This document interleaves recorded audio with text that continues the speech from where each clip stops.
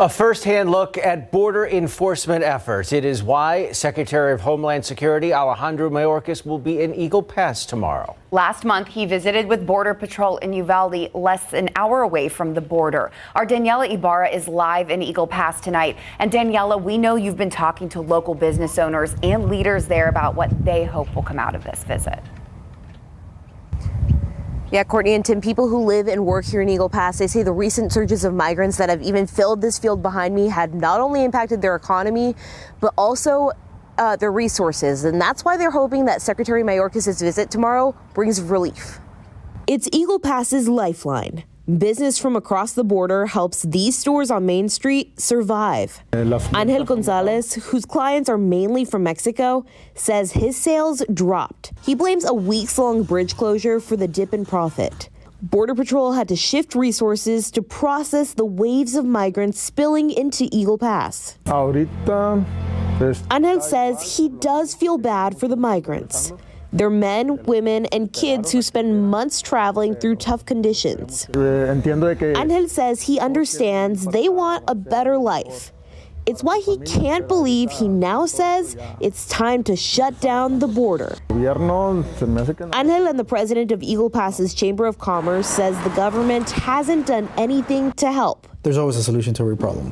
What it is, I'm not there to make those decisions, but something has to give. We need help from the federal government. Eagle Pass Mayor Rolando Salinas says he's been pleading with the feds to listen. The high people, they need to see what's going on and they need to hear from us and they need to give this importance. More than 60 House Republicans visited the border town to see the crisis for themselves. Now Secretary Alejandro Mayorkas will follow suit, learning about border enforcement efforts. I'm grateful that he is coming. The invitation is open to everybody. Salinas says Mayorkas called to give him the heads up about the bridge reopening. That's why Angel opened up his store on Sunday, hoping the low wait times to cross will bring in more customers from Mexico. Frustrante, desesperado. He and many other businesses are frustrated and desperate. He hopes Mayorkas will understand when he gets here and do something about it.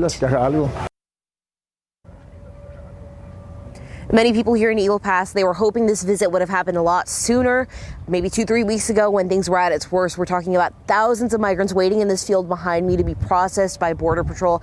At times, there were over 4,000 waiting overnight to be processed. Courtney and Tim. And Daniela, from your story and stories we've done this week, we've heard from several business owners over the past week, and they depend on the holidays for sales, but I'm sure that bridge closure clearly impacted that.